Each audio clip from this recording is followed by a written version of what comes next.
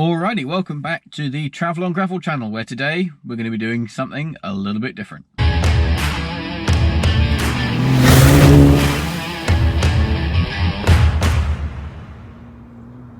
So like any good car enthusiast, I spend way too much time on the internet looking at dream cars, project cars, stuff that I could buy with money that I don't have. And I've come up with a couple of theories.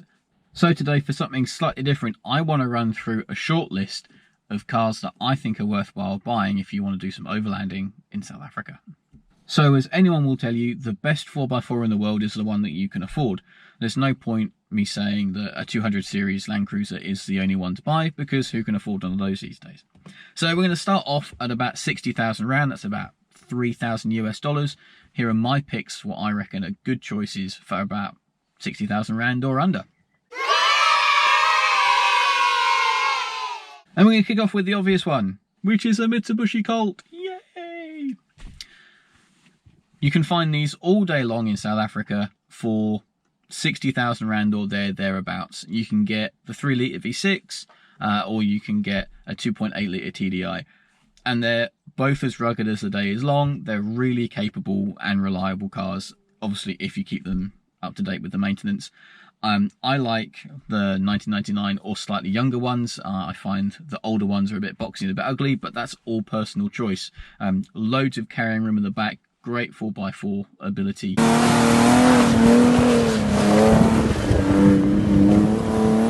V6 is really thirsty, but fuel prices are dropping, so hey ho.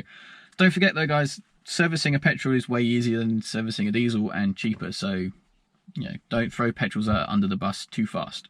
But hey, Mitsubishi Colt, awesome vehicle, loads of space, makes a great noise if you get the V6.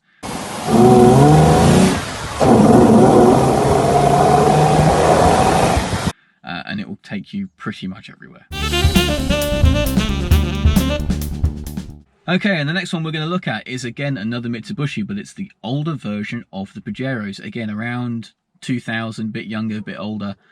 Same underpinnings as the Colt Bucky, so really reliable, really rugged with either that 3-litre V6 or the 2.8-litre TDI. The Pajero eventually was raced in Dakar, so a lot of the underpinnings that are in that kind of series Pajero was raced in the Paris-Dakar. It's really strong. The V6 is the same basic block that was homologated for the rally, so they're really rugged and reliable. The following years, the Pajero became the most successful off-road race car in the world. And they're cheap, and you can get them for days, and repairing them is really easy, like the Colt Buckies. Brilliant choice if you're on a budget. And I'm sorry to do this to you again, but number 3 on my list for under 60,000 Rand is another Mitsubishi, but it's the baby Pajero, the IO. Little 1.6 petrol, inline 4, basic 4-wheel drive system. No locking differentials, but it's so light and it's so small, who needs it?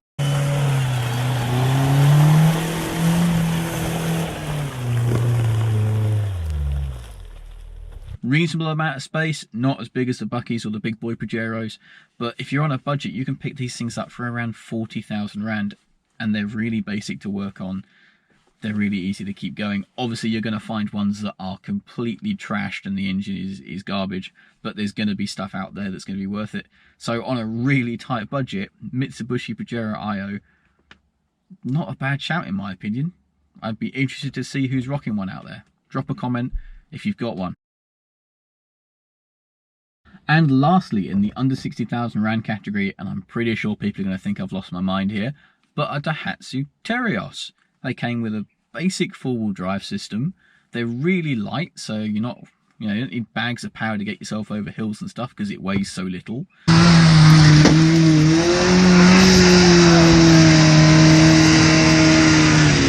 Okay, it's small, but if you pack yourself sensibly and only take what you need, and especially if you're traveling solo, something small like that is fantastic.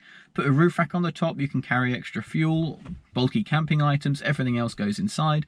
And I reckon you've got yourself a really solid, really cheap way to get out in the countryside. I'm definitely going to try and convince someone to buy one because I reckon it's going to make a really great, cheap project truck and see if we can get away with that. Alrighty, next category. So I'm going to start looking at around up to about the 90,000 rand mark. And the first thing I came across a massive price gap, is Nissan Patrols.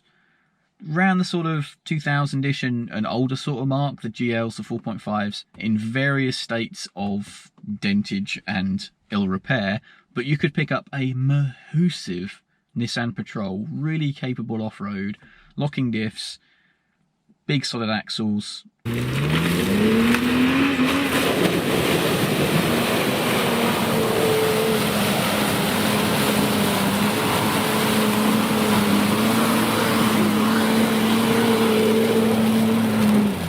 Most of them have had some kind of modification for overlanding, so you'll probably pick one up with a roof rack or some front and rear bumpers, something like that. I've seen one for just over 60,000, and of course they go into space, but sticking in the budget anywhere between here and there. If you've got the money to spend and you're not afraid to have a 4.5 litre straight six, probably not a bad idea. They all know how rugged they can be. Yes, okay, there's some divide between Toyotas and Nissans, but if you've got the budget for it and you like it, definitely not a bad idea.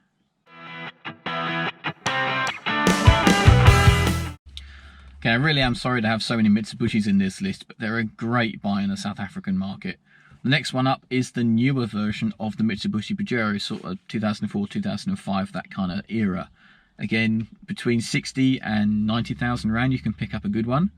I know the Mitsubishi Pajero of that year, with its independent suspension front and rear, got a lot of flack in the last couple of years for not being that great off-road. Well, I can tell you, I've spent a couple of weeks in one and taken it dune driving through the bush.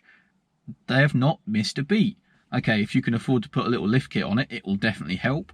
But they actually did an Africa Pack one with raised bumpers front and back to increase the approach and departure angle. The Pajero became the most successful off-road race car in the world. It's towed boats, it's done so much stuff. It's really, really a good buy. 3.2 litre diesel engine with plenty of go, Tiptronic automatic gearbox, actually better off-road than I thought. I'm more of a manual kind of guy, but it definitely worked. It had, power where it needed to be. Diesel's got loads of low ground grunt, carry, 3 adults or 2 adults and 2 children and all the gear really happily. Okay, roof rack on the top, but hey, who hasn't got that when they want to go 4x4ing? But if you want a comfortable car that you can drive every day and take into the bush on weekends, Mitsubishi Pajero, the new one, I can't sing its praises enough. Really, really impressed. Alrighty, this next one might be a little bit tongue-in-cheek, but if the market keeps going the way it's going, we're going to start seeing more of them, and that's Landrover Defenders. Mostly the 110s, around 99, 2000-ish, that kind of range. Obviously, these ones are probably going to have fairly hard lives or high mileage, but it's a Landrover Defender. Who doesn't really, deep down in their heart, want a Landrover Defender, even though they're uncomfortable? I spent 2 days in one. They can be uncomfortable. But they're rock solid off-road. They were built for it from the ground up.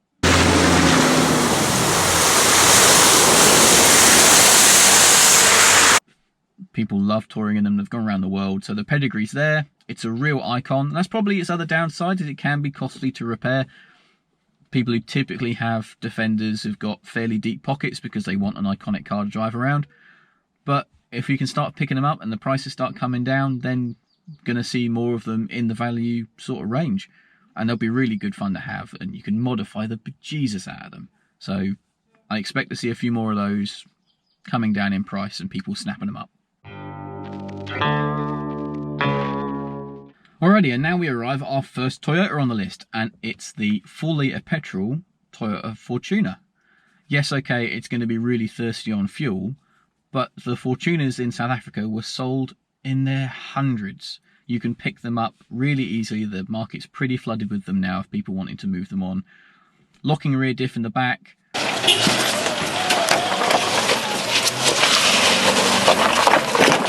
Loads of aftermarket parts for it. And it's gonna, it's still gonna look good parked in the car park, even, especially with some 4x4 stuff drizzled all over it. So, 4 litre Fortuner.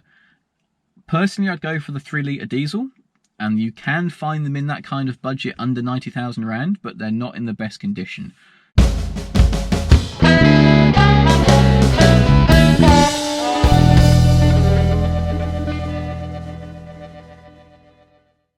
Okay, and now we're sort of looking at 95,000 rand and up, possibly up to 130, depending on what you're sort of looking at. But we're at the top end of the scale now for me as far as a half decent budget and value is concerned. And we come across another Toyota, and finally we have a Land Cruiser in the mix. There's a couple floating around, and they have got really high mileage, but they've been well looked after, definitely been overlanded a lot, but come with all the gear. Front and rear bumpers, spare wheel carriers, roof racks, awnings.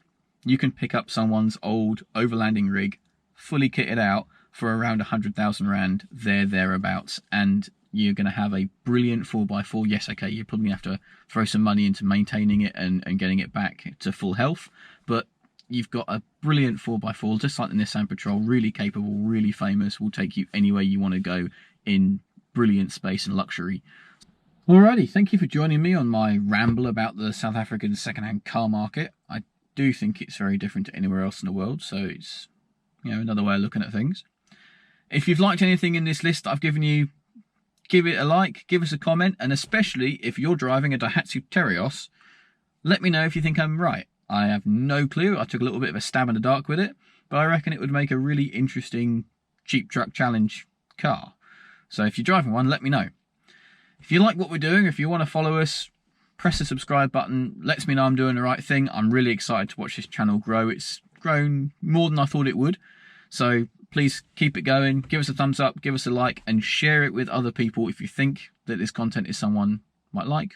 Let them know about it. And we'll see you next time on Travel on Gravel.